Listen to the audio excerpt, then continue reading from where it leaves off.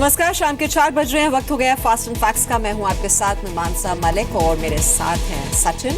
आइए दिखाते हैं आपको आज की बड़ी खबरें पूरी रिसर्च के साथ। रक्षा मंत्री मनोहर पर्रिकर ने कहा है कि सेना की जवाबी कार्रवाई से घबराए पाकिस्तान को भारत से कहना पड़ा कि गोलीबारी रोक दी जाए। गोवा में एक रैली के दौरान रक्षा मंत्री मनोहर पर्रिकर ने कहा कि पिछले 2 दिन से बॉर्डर और एलओसी पर गोलीबारी रुक गई है। रक्षा मंत्री ने बताया कि डीजीएमओ लेवल पर हुई बातचीत में पाकिस्तान की तरफ से कहा गया कि भारत की तरफ से और गोलीबारी न की जाए। माछिल सेक्टर में शहीद जवान प्रभु सिंह के शव के साथ की गई बर्बरता पर सेना ने कहा था कि इसका जोरदार बदला लिया जाएगा। इतला जबरदस्त रिस्पॉन्स दिलो की पयर शेवटी तांचेकडच्यान फोन आयलो की अरे थांबया पाया पडटा आणि हांव सांगूंक सोदता आमी हांगले आमकां थारोवपाक कांय हरकत ना, आमकां इच्छा ना, पण तुम्ही बंद करा। गेले 2 दीस सीमेचेर फायरिंग बंद। गोवा में बैठकर भाषण देना बहुत अच्छी बात है, परंतु जमीनी हकीकत से लड़ना और पाकिस्तान को जबरदस्त जवाब देना एक और अलग बात है। वास्तविकता जानिए और समझिए। देखिए, सही बात है कि पाकिस्तान ने ये सोचा नहीं था कि इतना करारा उसको जवाब मिलेगा। जवाब मिलने से वहाँ पे काफ़ी नर्वसनेस पाकिस्तान की सेना में भी दिखाई देती है। 22 नवंबर की सुबह कुपवाड़ा के माछिल में पाकिस्तान की तरफ से फायरिंग हुई। गोलाबारी के दौरान पाकिस्तान के सैनिकों ने भारतीय सैनिकों पर घात लगाकर हमला किया। हमले में राजस्थान के प्रभु सिंह और यूपी के गाजीपुर के शशांक सिंह और मनोज कुशवाहा शहीद हो गए थे। माना जा रहा है कि पाकिस्तान की बॉर्डर एक्शन टीम ने इस बुजदिली वाली हरकत को अंजाम दिया था। पाकिस्तान की तरफ से गोलीबारी रोकने की गुजारिश बुधवार को की गई। इस साल जनवरी से अब तक पाकिस्तान 300 से ज्यादा बार सीज फायर तोड़ चुका है। पाकिस्तान के कब्जे वाले कश्मीर को लेकर नेशनल कॉन्फ्रेंस के नेता फारूक अब्दुल्ला के बयान का बीजेपी ने जोरदार विरोध किया है। बीजेपी नेता शाहनवाज हुसैन ने फारूक अब्दुल्ला के बयान को शर्मनाक बताया। रक्षा विशेषज्ञों ने भी अब्दुल्ला के बयान का विरोध किया। फारूक अब्दुल्ला साहब का ये कहना कि किसी की बाप की बपौती है, ये बयान बहुत दुर्भाग्यपूर्ण है। ऐसे दिन में फारूक अब्दुल्ला का ये स्टेटमेंट देना कि पीओके कोई भारत के बाप का नहीं है, मुझे लगता है जितने भी आज तक बलिदान किए गए हैं कश्मीर के लिए, उनका भी घोर अपमान उसने किया है। मैं समझता हूँ कि ये स्टेट कल कश्मीर में शहीद सेना के जवान चंद्रा सिंह को आज श्रद्धांजलि दी गई। 13 राष्ट्रीय राइफल के जवान चंद्र सिंह को आज श्रीनगर में श्रद्धांजलि दी गई। आज देर शाम तक उनका पार्थिव शरीर उत्तराखंड के उनके पैतृक गांव पहुंचेगा। चंद्र सिंह कल बांदीपुरा में आतंकियों से मुठभेड़ में शहीद हो गए थे। बांदीपुरा एनकाउंटर में 2 आतंकी मारे गए थे। चंद्र सिंह के निधन पर उत्तराखंड के पिथौरागढ़ में उनके गाँव पाली पांखू में मातम पसर गया है। जो शहीद हो रहे हैं उन लोगों का पूरी ताकत के साथ जवाब देना चाहिए। फायरिंग की जो रेंज है उसको बढ़ाया जाना चाहिए। सारी जो चौकियां हैं समाप्त की जानी चाहिए। देश की रक्षा के लिए वे शहीद हुए हैं, इसका हमको पूरे गांव को बहुत गर्व है। और साथ साथ ही इतना दुख भी इस बात का है कि उनके जैसा आदमी हमें दोबारा देखने को नहीं मिलेगा। 38 साल की उम्र में शहीद हुए चंद्र सिंह की 2 बेटियां हैं। बड़ी बेटी 9 साल की है जबकि छोटी बेटी 6 साल की है। शहीद की पत्नी दोनों बेटियों के साथ उत्तराखंड के हल्द्वानी में रहती हैं। शहीद के पिता का निधन हो चुका है। 70 साल की मां कौशल्या देवी बड़े बेटे के साथ पिथौरागढ़ में रहती हैं। शहीद नायक चंद्र सिंह कुमाऊं स्काउट्स में तैनात थे। हाल ही में 13 राष्ट्रीय राइफल्स में शामिल किए गए थे। 8 जुलाई को बुरहानवानी के एनकाउंटर के बाद से कश्मीर में अब तक 54 आतंकी मार गिराए गए। कश्मीर में अलगाववादियों के मुंह पर बड़ा तमाचा लगा है। घाटी के 190 नौजवान सेना में भर्ती हुए हैं। 1 साल का कोर्स पूरा करने के बाद कश्मीर के 190 युवक सेना की जम्मू कश्मीर लाइट इन्फेंट्री में शामिल किए गए। पासिंग आउट परेड की सलामी लेफ्टिनेंट जनरल राजेश शर्मा ने ली। भर्ती हुए जवान जम्मू कश्मीर के अलग अलग जिलों से हैं। जवानों ने देश सेवा की शपथ ली।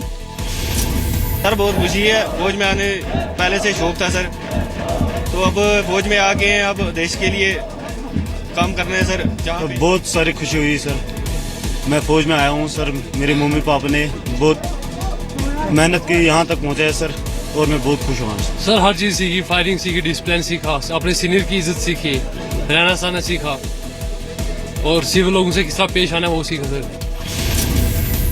सितंबर 2016 में जम्मू कश्मीर के करीब 12,000 नौजवानों ने पैरामिलिट्री फोर्स में भर्ती के लिए रजिस्ट्रेशन कराया था।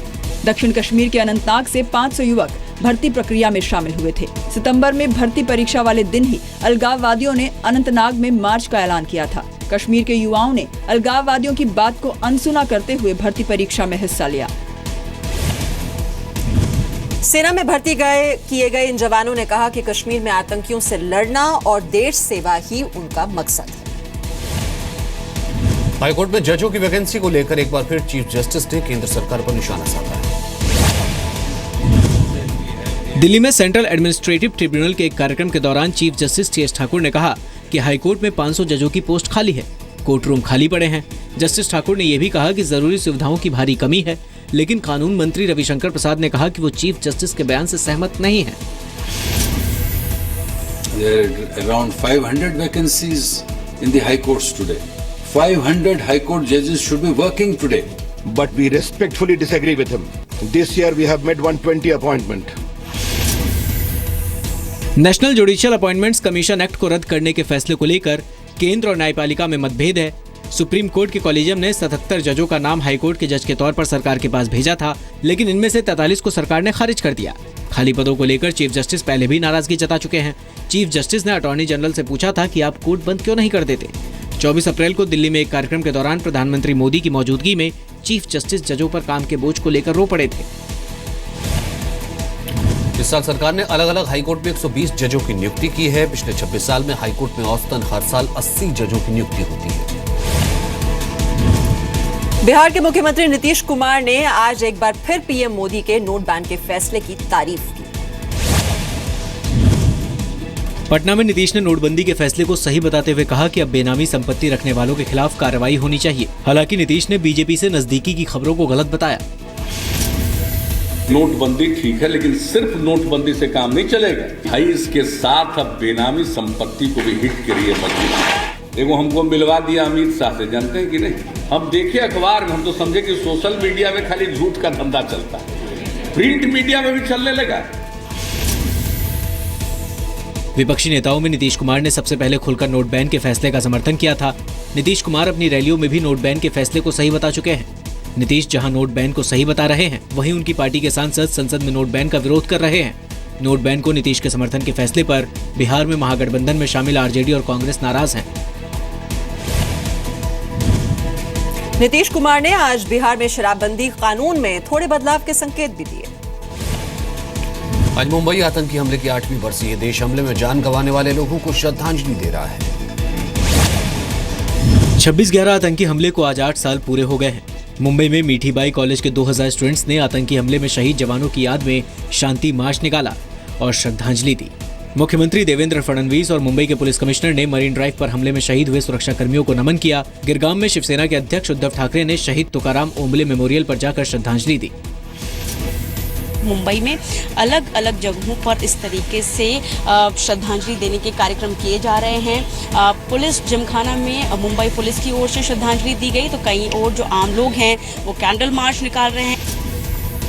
It's a very great way to show that we support them, कि उनकी जो मतलब वो जो इतने डिफिकल्ट टेम्परेचर्स में वहाँ में वो सपोर्ट लाइक प्रोटेक्ट कर रहे हैं, तो हम भी यहाँ से हमारा सपोर्ट दिखा रहे हैं।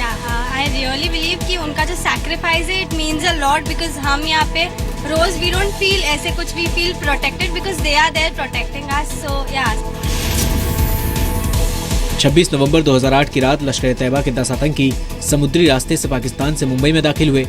आतंकियों ने छत्रपति शिवाजी टर्मिनल स्टेशन के अलावा Taj hotel, hotel Oberoi, Leopold cafe और कामा अस्पताल पर हमला किया था। आतंकी हमले में कुल 166 लोगों की जान गई थी। हमले को अंजाम देने वाले 9 पाकिस्तानी आतंकियों को मार गिराया गया था। एक आतंकी अजमल कसाब को जिंदा पकड़ लिया गया था। कसाब को 21 नवंबर 2012 को फांसी दी गई।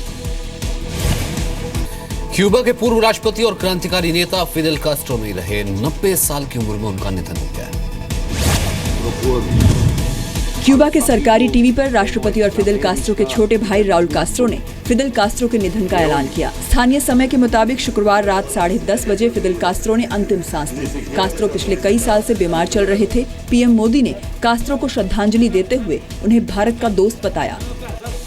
फिदेल कास्ट्रो 20वीं सदी की मशहूर शख्सियतों में से एक थे।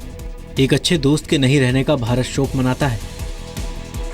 फिदेल कास्ट्रो के निधन पर भारत के कम्युनिस्ट नेताओं ने भी दुख जताया है।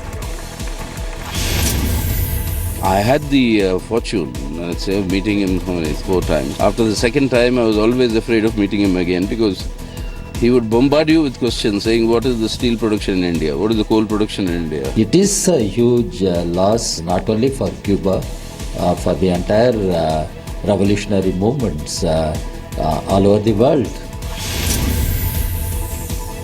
1959 में क्यूबा के तत्कालीन तानाशाह फुल्खेंसियो बतीस्ता को सत्ता से हटाकर फिदेल कास्ट्रो ने क्यूबा में कम्युनिस्ट सत्ता कायम की थी। सत्ता में आने के बाद करीब 5 दशक तक फिदेल कास्ट्रो को अमेरिका के विरोधी के तौर पर देखा गया। फिदेल कास्ट्रो का दावा था कि अमेरिका की खुफिया एजेंसी ने उन्हें 600 से ज्यादा बार मारने की कोशिश की। 2008 में बीमारी की वजह से उन्होंने अपने छोटे भाई राउल कास्ट्रो को क्यूबा की कमान सौंप दी। हालांकि अब अमेरिका के साथ क्यूबा के रिश्ते बेहतर हो गए हैं। मार्च में अमेरिका के राष्ट्रपति बराक ओबामा क्यूबा के दौरे पर गए थे, लेकिन कास्ट्रो के बीमार होने की वजह से मुलाकात नहीं हो सकी। और यार रुकने एक और छोटे से ब्रेक के लिए, ब्रेक के उस पार कुछ और खबरें।